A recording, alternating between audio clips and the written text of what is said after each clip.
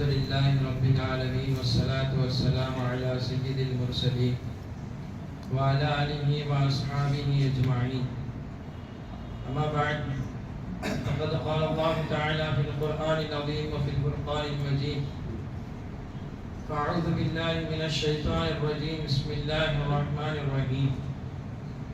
ولبثوا في كهفهم 300 سنين وازدادوا 9. صدق الله العلي العليم. அனைத்து புகழும் அகிலத்தாரை படைத்து பரிபாலிக்கும் எல்லாம் வல்ல அல்லாஹ்வுக்கே உரித்தாகுக.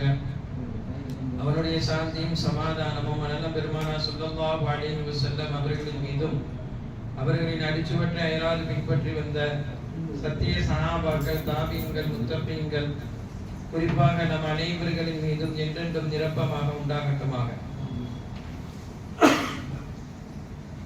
சங்கிபுரந்தி அல்லாஹ்வின் அடியார்களே, இன்றைய தினம் தராஹிலே ஓதிய சூரத்துல் கஹ்ஃப். சூரத்துல் கஹ்ஃபை பற்றி உலக முஸ்லிம்கள் அனைவரும் அறிந்து வைத்திருப்பார்கள். சொல்லப்போனால் நாம் வெள்ளிக்கிழமை தோறும் மறவாமல் ஓத வேண்டிய சூரத்துல் கஹ்ஃப். அனைத்து குழப்பங்களுக்கும் அல்லாஹ் தீர்வு சொல்லக்கூடிய சூரத்துல் கஹ்ஃப்.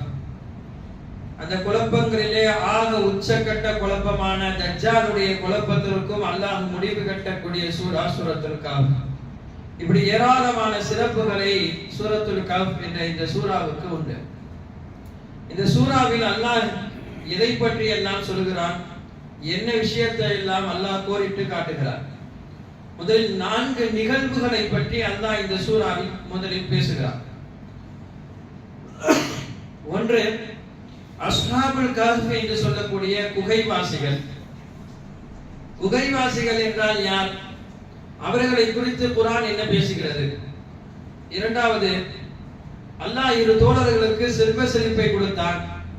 அதில் ஒருவர் அல்லாஹ்வுடைய பாதையில் அதிகமாக கொடுத்தார், மற்றவர் அதை பிடித்து கொண்டார். பிடித்து கொண்டவரை இவர் அச்சமுட்டி எச்சரிக்கை செய்தார். அதனால் அவர் இருவருக்கும் நடந்த உரையாடலை பற்றி அல்லாஹ் பேசுகிறார். மூன்றாவது ஒரு நிகழ்வு நமக்கெல்லாம் அறிந்திருக்கலாம், தெரிந்திருக்கலாம். ஹுர் அலைஹிஸ்ஸலாம் மூசா அலைஹிஸ்ஸலாமுக்கு மத்தியிலே நடந்த உரையாடல். ஒரு கல்வியை முன்வைத்து ஒரு உலகத்தின் ஆக சிறந்த ஆசிரியரும் உலகத்தின் ஆக சிறந்த மாணவருமாக உரையாடல். இது மூன்றாவது நிகழ்வாக அல்லாஹ் சொல்கிறார். நான்காவது, துல்கர்னைன் என்று சொல்லக்கூடிய ஒரு மனிதரை பற்றி அல்லாஹ் குர்ஆனுக்குள் பேசுகிறார். இந்த 4 நிகழ்வுகளையும் ஒரே சூறாவான சூரத்துல் கஹ்ஃபில் அல்லாஹ் சொல்லித் தருகிறார். இதில் முதல் நிகழ்வான நாம் பார்க்கக்கூடிய அஸ்ஹாபுல் கஹ்ஃப் என்ற குகைவாசிகள் என்றால் யார்? முதலில் குறைஷி காஃபிர்கள் அவர்களுக்கு மத்தியில் ஒரு ஆலோசனை செய்தார்கள். என்ன? இந்த முஹம்மது ஸல்லல்லாஹு அலைஹி வஸல்லம் இருக்க தன்னுடைய தீனை அதிகமாக மக்களிடத்தில் பரப்ப ஆரம்பித்து விட்டார். இவரை யாராலும் கட்டுக்குள் கொண்டு வர முடியவில்லை. இப்படியே போனால் நம்மிலே பலர்கள் இஸ்லாத்திற்கு மாறி போய்விடுவார்கள். எனவே ஒன்று, இவர் தீனை பரப்புவதை நிறுத்த வேண்டும். இல்லை என்றால் இந்த முஹம்மது ஸல்லல்லாஹு அலைஹி வஸல்லமுடைய நாவுக்கு பூட்டிட வேண்டும். ஏதாவது ஒன்று நாம் செய்தாக வேண்டும் என்பது அந்த ஆலோசனையில் முடிவெடுத்தார்கள். அதன் அடிப்படையில் ஒரு யூத அறிஞர் ஒரு பாதிரியாரை சந்திக்க சென்றார்கள். என்னன்னா, பெருமானார் ஸல்லல்லாஹு அலைஹி வஸல்லம் அவர்களிடம் நாங்கள் போய் சில கேள்விகள் கேட்க வேண்டும். அந்த கேள்விக்கு ரசூலுல்லாஹ் பதில் சொல்ல முடியாமல் திண்டாட வேண்டும். அப்படிப்பட்ட ஏதாவது கேள்விகள் இருந்தால் சொல்லுங்கள் என்று யூதனுடைய ஒரு மிகப்பெரிய ஒரு அறிஞரிடம் போய் நின்று கேட்டார்கள். அவர் எடுத்து வைத்த ஒரு 3 கேள்விகளை எடுத்து வைத்தார். முதல் விஷயம் சொன்னார், நீங்கள் அஸ்ஹாபுல் கஹ்ஃப் என்று சொன்னால் கஹ்ஃப் வாசிகள், குகைவாசிகள் என்றால் யார் என்று கேளுங்கள். அவர் உண்மையிலே நபியாக இருந்தால் அதற்கு பதில் சொல்வார். இரண்டாவது சொன்னார், கிழக்கையும் மேற்கையும் ஆதிக்கம் செய்த மாபெரும் மனிதரை குறித்து நீங்கள் கேளுங்கள். துல்கர்னை குறித்து நீங்கள் கேளுங்கள். அவரும் உண்மையான நபியாக இருந்தால் அதற்கும் பதில் சொல்வார். கடைசியாக மூன்றாவது என்றால் ரூஹ் என்றால் என்னவென்று கேளுங்கள். இதற்கும் அவர் உண்மையான நபியாக இருந்தால் பதில் சொல்வார் என்று சொல்லி அனுப்பினார்கள். அதே போல் பெருமானார் ஸல்லல்லாஹு அலைஹி வஸல்லம் வந்த அவர்கள், எங்களுக்கு ஏராளமான கேள்வி கணக்குகள் இருக்கிறது, இந்த கேள்விக்கெல்லாம் நீங்கள் பதில் சொன்னால் நாங்கள் உங்களை நபியாக ஏற்றுக்கொள்கிறோம் என்று வாதிட்டார்கள். ரசூலுல்லாஹி ஸல்லல்லாஹு அலைஹி வஸல்லம் அந்த கேள்வியை கேட்பதற்கு முற்பட்டார்கள். முதல் கேள்வியாக அவர்கள் கேட்டார்கள், அல்லாஹ் குர்ஆனில் குறிப்பிடக்கூடிய கஹ்வாசிகள் என்றால் யார்? கஹ்வாசிகள் என்று அல்லாஹ் சொல்கிறானே, அந்த கஹ்வாசிகளை குறித்து குர்ஆன் என்ன பேசுகிறது என்று அவர் கேட்டார். இரண்டாவது, கிழக்கையும் மேற்கையும் ஆட்சி செய்த மாபெரும் மனிதரை குறித்து என்ன சொல்கிறீர்கள்? மூன்றாவது, ரூஹ் என்றால் என்ன, அதை பற்றி உங்களுடைய கருத்து என்ன? இதை மூன்றையும் பெருமானார் ஸல்லல்லாஹு அலைஹி வஸல்லமுக்கு அல்லாஹ் அறிவித்து கொடுக்கவே இல்லை. இப்ப இதை பற்றி முன்வைக்கிறார்கள். பெருமானார் ஸல்லல்லாஹு அலைஹி வஸல்லம் அந்த வந்தவரிடம் சொல்லி அனுப்பினார்கள், நாளை தினம் வாருங்கள், நான் இதற்கு சரியாக பதில் சொல்கிறேன் என்று சொல்லி அனுப்பினார்கள். எதையெடுத்துமே ரசூலுல்லாஹ்வுக்கு வழியாக அனுப்பப்பட்டதை தான் நாயகம் பேசுவார்கள். தன்னிச்சையாக பெருமானார் எதையும் பேச மாட்டார்கள். எனவே நாளை வாருங்கள், நான் பதில் சொல்கிறேன் என்று வந்தவர்களை அனுப்பி வைத்து விட்டார்கள். அடுத்த நாள் அவர்கள் வந்தார்கள். வருவதற்கு முன்னால் ரசூலுல்லாஹ்வுக்கு வஹி வந்திருக்க வேண்டும். ஆனால் அப்பொழுதும் ரசூலுல்லாஹ்வுக்கு வஹி வரவில்லை. நாளை வந்தவரிடம் மறுபடியும் ரசூலுல்லாஹ் சொன்னார்கள், இன்று வந்தால் நாளை சென்று வாருங்கள் என்று மறுபடியும் அனுப்பினார்கள். இப்படி ஒவ்வொரு நாளாக தள்ளி போட ஒரு வாரம் கடந்து போய்விட்டது. இருந்த குறைஷி காஃபிர்கள் எல்லாம் தங்களுக்கு மத்தியிலே பேசிக் கொண்டார்கள், இந்த முஹம்மதுக்கு எதுவும் தெரியவில்லை, நாளை நாளை நாளை என்று சொல்லி நாட்களை கடத்தி கொண்டே போகிறார் என்று ரசூலுல்லாஹ்வை கேலி செய்யும் அளவுக்கு ஆகிவிட்டது. பெருமானார் ஸல்லல்லாஹு அலைஹி வஸல்லமுக்கு பெரிய வருத்தம். ஒரு வாரம் ஆயிட்டு அல்லாஹ்வுடைய வஹி வரவில்லை, ஒரே குழப்பமாக இருக்கிறது. இதற்கு அல்லாஹ் ஏதாவது ஒன்று சொல்லி விடுவான், ஆனால் அல்லாஹ் இவ்வளவு காலம் சொல்லவே இல்லையே என்று பெருமானார் ஒரு 10 நாட்களில் இதே கவலையில் இருந்ததனால் 2 வாரம் கழித்து ரசூலுல்லாஹி ஸல்லல்லாஹு அலைஹி வஸல்லமுக்கு வஹியாக அனுப்பப்பட்டது.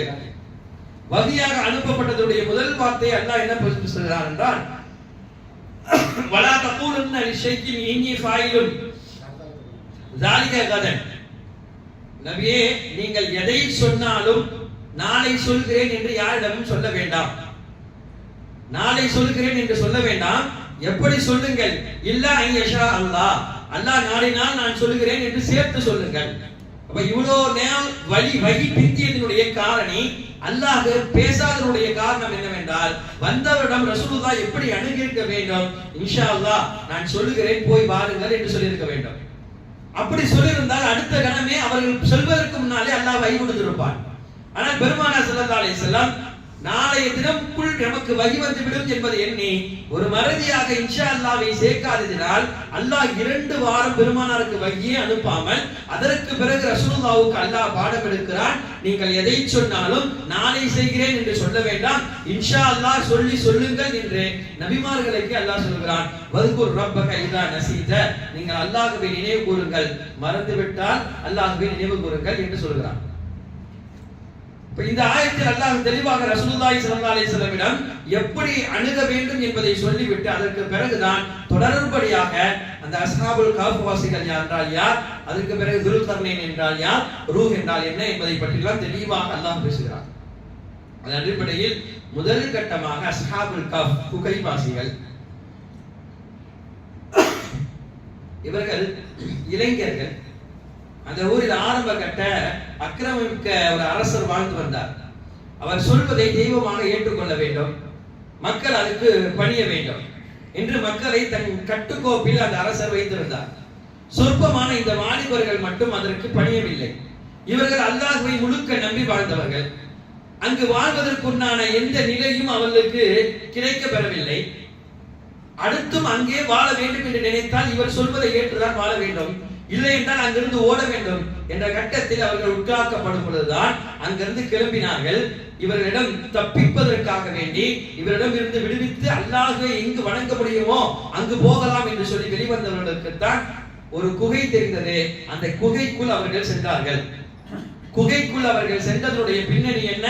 அல்லாஹ்வை மட்டும் நான் வணங்குவதற்கு உலகத்தில் எனக்கு இடம் கிடைக்க வேண்டும் என்பதற்காக அவர்கள் அவரிடம் தப்பிருந்து வந்த இடம் தான் குகை. குகைக்குள்ளே அவர்கள் போனதினால் அவர்களுக்கு அல்லாஹ் பேரே வைத்தான் அஸ்ஹாபுல் கஹ்ஃப். அவர்கள் குகைவாசிகள். இவர்கள் நபிமார்கள் அல்ல, இவர்கள் சஹாபாக்கள் அல்ல, இவர்கள் ஒரு இறைநேசர், அவ்வளவுதான். தன்னுடைய தீனை பாதுகாப்பதற்காக, ஈமானை பாதுகாப்பதற்காக அவரிடம் இருந்து தப்பித்து வந்தவர்களுக்கு குகைக்குள் போய்விட்டார்கள். அல்லாஹ் தஆலா இவர்களை வைத்து எத்தனை அற்புதங்களை செய்கிறான் சொல்கிறான் என்பதுதான் குர்ஆன் வசனம். எப்படியெல்லாம் அல்லாஹ் பேசுகிறார்.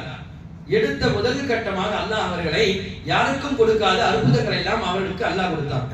ஏன் சொல்ல போனா நபிமார்களுக்கு கூட இப்படி அற்புதம் கொடுத்தான் என்று சொல்ல முடியாது. அதனால கருப்பாசிகள் நபிமார்களை சிறந்தவர்கள் என்று யோசிக்கப்படாது. சிலர்களுக்கு சில சிறப்பை அல்லாஹ் கொடுப்பான். அதன் அடிப்படையில் இவர்களுக்கு தனிச்சிறப்பாக இதை கொடுத்திருக்கிறான். என்னன்னா, அந்த குகைவாசிகள் குகையிலேயே அல்லாஹ் தஆலா 309 ஆண்டுகள் அவர்களை தூங்க வைக்கிறார். குர்ஆனே இப்படி பேசுகிறது, வலபிசு ஃபீ கஹ்ஃபின் 300 சினீன, 300 ஆண்டுகள், வஸ்தாது திஸ்ஆ, அதுடன் 9 ஆண்டுகளை சேர்த்துக் கொள்ளுங்கள். 309 ஆண்டுகள் அவர்கள் குகையிலே உறங்குகிறார்கள் என்றால் சாத்தியமா? எப்படி முடியும்? ஒரு மனிதனுக்கு ஒரு நாள் தூக்கம் வரலாம், 2 நாள் தூக்கம் வரலாம். என்ன மாதிரியான ஊசி போட்டாலும் எவ்வளவு நாட்கள் தூக்கம் இருக்கும்? எவ்வளவு நாள் தூங்க முடியும்?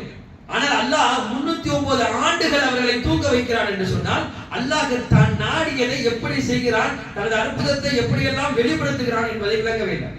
இப்ப 300 ஆண்டுகள் ஒருவர் தூங்கணும்னா அதுக்கு என்னெல்லாம் செய்யணுமோ அதையெல்லாம் அல்லாஹ் குர்ஆனிலே செய்தும் காட்டுகிறார். முதல் கட்டமாக குர்ஆன் பேசுகிறது, ஃபதரபனா அலா ஆதானிஹிம் ஃபீ கஹ்ஃபி சினீன அததா. அல்லாஹ்வுடைய காதுகளை அடைத்து விட்டான், காதுகளுக்கு மூடி போட்டு விட்டான். ஏன்னா அப்படி காதுகளை அடைக்கப்பட்டால் தான் நிம்மதியாக மெய்மறந்து தூங்க முடியும். சாதாரணமா தூங்கி கொண்டிருக்கும் போதுலாம் காது கேட்காம இருக்காது, காது கேட்கும். ரொம்ப அழுப்புல தூங்கணும்னா அப்ப கேட்காது. இல்லன்னா பரவலாக தூங்கக்கூடிய நேரத்துல சில நேரத்துல சத்தம் விழுவும் போது நம்ம காது கேட்கும். அதனாலதான் அலாரம் வைக்கிறோம், அலாரம் சவுண்ட் காதுல கேட்கதான் செய்யுது, தூங்கினாலும் கேட்கதான் செய்யுது. யாராவது பெல் அடிக்கிறாங்க கேட்கதான் செய்யுது, யாராவது சத்தம் போட்டுறாங்க அதுவும் கேட்குது. இதுவெல்லாம் எதற்கென்றால் நாம் தூங்கினாலும் கூட காதுகளுக்கு இருக்கக்கூடிய ஒரு சக்தி என்னன்னா அல்லாஹ் அதை கேட்க வைப்பான். உடல் உறுப்புகள் அத்தனை உறுப்புகளில் முதலில் செயலாக்கத்திற்கு வரக்கூடிய உறுப்பு, அதிகம் நம்மை ஈர்க்கக்கூடிய இருப்பு என்பது காது மட்டும்தான். அதனால்தான் கர்ப்பிணியான பெண்களுக்கு இப்படியே சொல்லப்படும், உங்கள் வயிற்றில் இருக்கக்கூடிய குழந்தைகள் அதற்கு அதிகமாக செவிப்புலன் இருப்பதினால் நீங்கள் அதிகம் குர்ஆனை ஓதுங்கள், குர்ஆனை ஓதுங்கள். நீங்கள் ஓதக்கூடிய இந்த குர்ஆனுடைய வசனம் அந்த பிள்ளைகள் கேட்டால் வரக்கூடிய அந்த பிள்ளைகளுடைய வாழ்க்கையில் அது இறைநேசராக வரும், வலியுல்லாவாக வருவான் என்பதற்காக நீங்கள் அதிகம் குர்ஆனை ஓதுங்கள் என்று கர்ப்பிணி பெண்களுக்கும் சொல்லப்படும். அப்ப பிறந்ததிலிருந்து மட்டுமல்ல, வஃபாத்தாகி மையத்தாகி அடக்கமே செய்யப்பட்ட பொழுதும் கூட பெருமானார் ஸல்லல்லாஹு அலைஹி வஸல்லம் என்ன சொல்றாங்க, நீங்க அடக்கம் செய்துட்டு வரும் பொழுது உங்களுடைய செருப்பு சத்தத்தை கபரிலே இருக்கக்கூடியவர் கேட்கிறார். அப்ப காது எந்த அளவுக்கு கேட்குது, அந்த புலனாய்வை எல்லாம் எந்த அளவுக்கு கொடுத்திருக்கிறார்.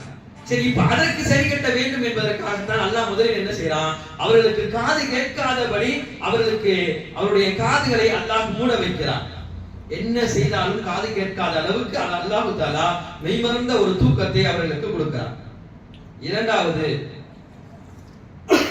வதஹ்சபஹும் ஐகாலன் வஹும் ருகூத், அவர்கள் விழித்துக் கொண்டே தூங்கக்கூடிய நிலையில் அல்லாஹ் ஆக்கினார். விழித்துக் கொண்டே தூங்குகிறார்கள். தூக்கம் அப்படின்னு சொன்னா எல்லாத்துக்கும் தூக்கம்னு சொன்ன உடனே என்ன ஞாபகம் வரும்? ஒரு பக்கம் சாய்ந்து தூங்கினாலும் சரி, இல்ல படுத்து தூங்கினாலும் சரி, இல்ல எப்படி தூங்கினாலும் சரி, கண் மூடினால்தான் அதுக்கு பேர் தூக்கம். கண் மூடாத ஒருவரை பார்த்து அவர் தூங்குறாரு நம்ம சொல்ல மாட்டோம். ஆனால் அல்லாஹ் என்ன சொல்கிறார், அவர்கள் விழித்துக் கொண்டே தூங்கக்கூடிய நிலையில் நாம் அவர்களை ஆக்கிறோம். இது என்ன விழித்துக் கொண்டே தூங்குறது? இதெல்லாம் தூங்க முடியுமா? இதுதான் அல்லாஹ் ஏற்படுத்திய அற்புதம். நம்மள பல பேர் பார்க்கலாம், தூங்குறாங்களே சில பேர் ஒன்றரை கண்ணில் அப்படியே தூங்குறாங்க, அரைக்கண்ணில் அப்படியே தூங்குறாங்க, அரைக்கண் மட்டும் மூடி இருக்கும், அரைக்கண் தூங்கி இருக்கும், மூடி இருக்கும். இப்படி எல்லாம் பல பேர் தூங்குறாங்க. இந்த தூக்கம் அல்ல அல்லாஹ் சொல்லக்கூடிய தூக்கம், இதுவல்ல. அவர்கள் எப்படி அல்லாஹ் சொல்கிறாரா, வதஹ்சபஹும் ஐகாலன் வஹும் ருகூத் என்ற இந்த ஆயத்துக்கு அர்த்தம் என்ன? அவர்கள் கொட்ட முடித்திருந்தார்கள். குர்ஆனுடைய தஃசீர் அதுதான். அப்படியே முழிச்சு பார்த்துட்டே இருக்காங்க, அதே நேரத்துல தூங்கிட்டே இருக்காங்க. முழித்தும் இருக்கிறார்கள், தூங்கி கொண்டும் இருக்கிறார்கள். சரி, ஏன் அல்லாஹ் அவர்களை இந்த நிலைக்கு கொண்டு போனோம்? தூங்கணும்னா ஒரேடியா கண்மூடி தூங்க வைக்க வேண்டியதானே? அவர்களை முடித்துக் கொண்டும் அதே நேரத்தில் தூங்க வைப்பதற்குரிய காரணம் என்ன என்றால், ஒருவேளை அவர்களை யாரையாவது அவர்களை தேடி குகைக்குள் நுழைந்தார்கள் என்று சொன்னால், அப்போது தூங்கிக் கொண்டே கண்கள் மட்டும் விழித்து கொண்டிருக்கிறவரை பார்க்கும் பொழுது என்ன நினைப்பு வரும்? பக்கத்துல இருக்க முடியுமா? பார்த்தவுடன் ஓடி விடுவார். இல்லை, இவர் என்னதான் செய்யறாருன்னு தட்டி தட்டி பார்த்து கொஞ்சம் இப்படி அப்படி திரும்பினாலும் கூட அவங்க எந்திரிக்க மாட்டாங்க. அது மாதிரியான தூக்கத்தில் அல்லாஹ் வைத்திருக்கிறார். எவ்வளவு நேரம் அங்க உட்கார முடியாது. அரை கண்ணு மூடி தூங்குறவங்க பக்கத்திலே கொஞ்ச நேரம் உட்கார்ந்து நம்ம குறுன்னு பார்க்க முடியாது. நமக்கு ஒரு பயம் வந்துடும், இல்லை ஒரு மாதிரியா தூங்குறாரே அப்படின்னு பயந்துரும். அப்ப முழுக்க முழுக்க இரண்டு கண்களையும் பிடித்து வைத்துக் கொண்டு தூங்கக்கூடிய நிலை இருந்தால் யார் பக்கத்துல வருவா? பக்கத்துல வர்றதுக்கு யாருக்கும் தைரியம் இருக்காது என்பதற்காக அல்லாஹ் அப்படி ஒரு தூக்கத்தை கொடுத்தான். நன்றாக முழித்துக் கொண்டே அவர்கள் தூங்குகிறார்கள். அதனாலதான் எந்த அளவுக்கு இந்த ஆயத்தினுடைய ஷிஃபா இருக்குது என்று சொல்கிறார்கள் என்றால், யாருக்காவது சிறு பிள்ளைக்கு நம்ம வீட்டுல நைட் நேரம் 1 மணி 2 மணி ஆகி தூக்கம் வரல, அழுதுகிட்டே இருக்கிறான்னு சொன்னா அப்ப சொல்லப்படுது அது மாதிரியான பிள்ளைகளுக்கு இந்த ஆயத்தை 11 முறை ஓதி அந்த பிள்ளைகளுக்கு ஊதுங்கள், அல்லனா ஓதி தண்ணீரிலே ஊதி நீங்கள் குடிக்க செய்யுங்கள். குடிக்க செய்த ஒரு சில நிமிடங்களில் அந்த பிள்ளை உறங்கி விடுவார். குழந்தைகள் மட்டுமல்ல, பெரியவர்களும் கூட பல நேரங்களில் தூக்கம் வராமல் இந்த பக்கம் அந்த பக்கம் திரும்பி வரக்கூடிய நிலை வரும். அந்த மாதிரி நேரத்துல இது ஒண்ணும் கிடையாது, ஒரு அறவரி வார்த்தை தான். இதை எடுத்து ஓதி விட்டு ஒரு 11 முறை ஓதி விட்டு நாமே ஊதி கொண்டு தூங்கினால் கண்டிப்பாக அல்லாஹ் தூக்கம் வர வைப்பான். காரணம், அல்லாஹ் அவ்வளவு தூக்கத்தை இந்த ஆயத்திலே அந்த மனிதர்களுக்கு கொடுத்தார்.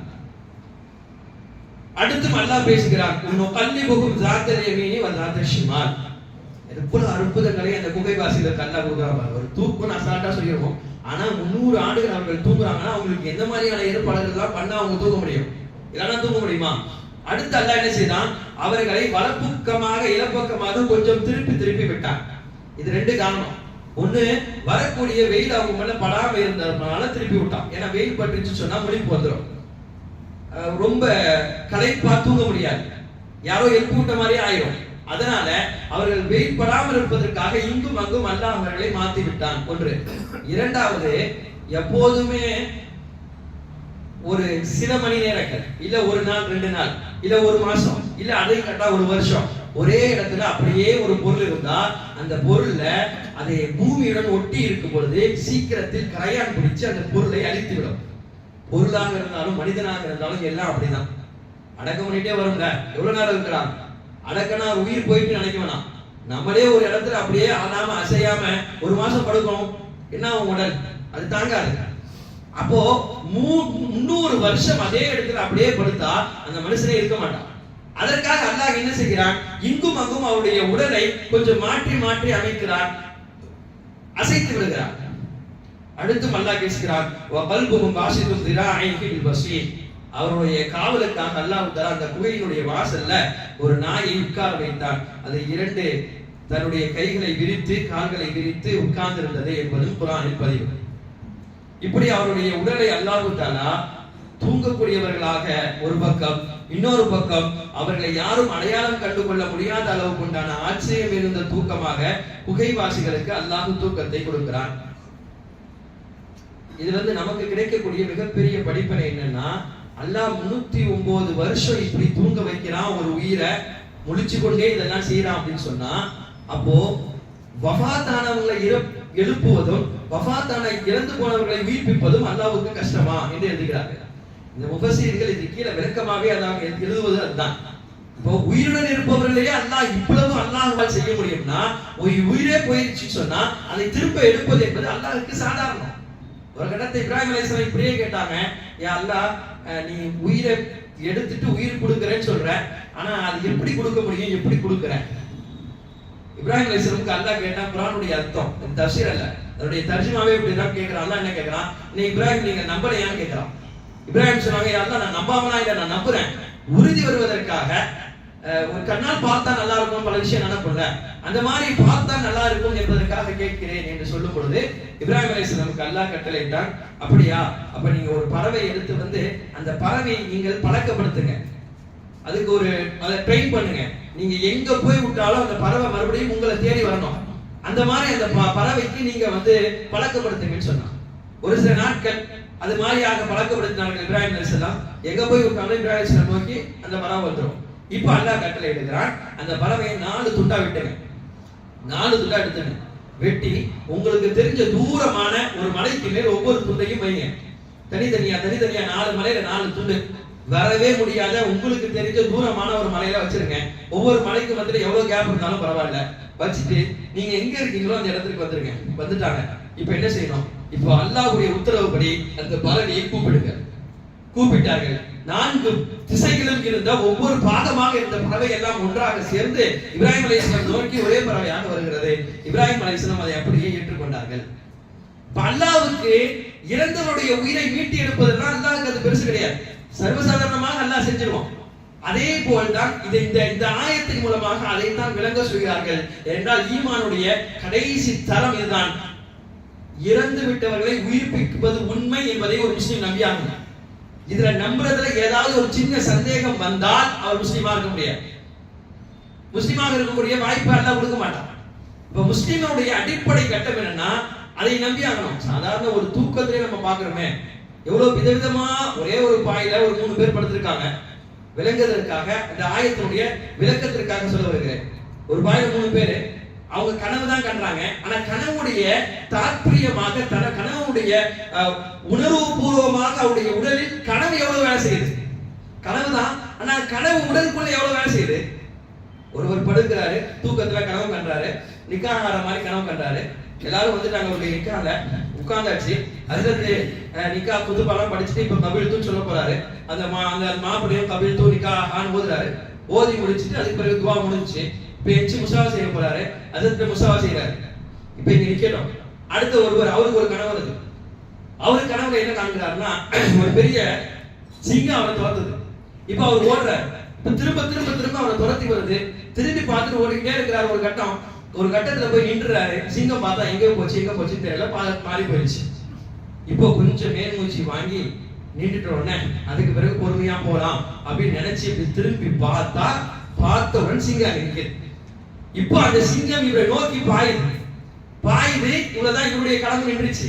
இப்ப இந்த மாப்பிள்ளை கனவு கண்டார்ல, அந்த மாப்பிள்ளை என்ன செய்யறாரு? ஹஜ்ரத்துக்கு முசாவா செய்து மோனாக்கா செய்யறாரு. மோனாக்கா செய்யும் பொழுது பக்கத்துல படுத்திருக்கவங்க மேல கையை போடுறாரு.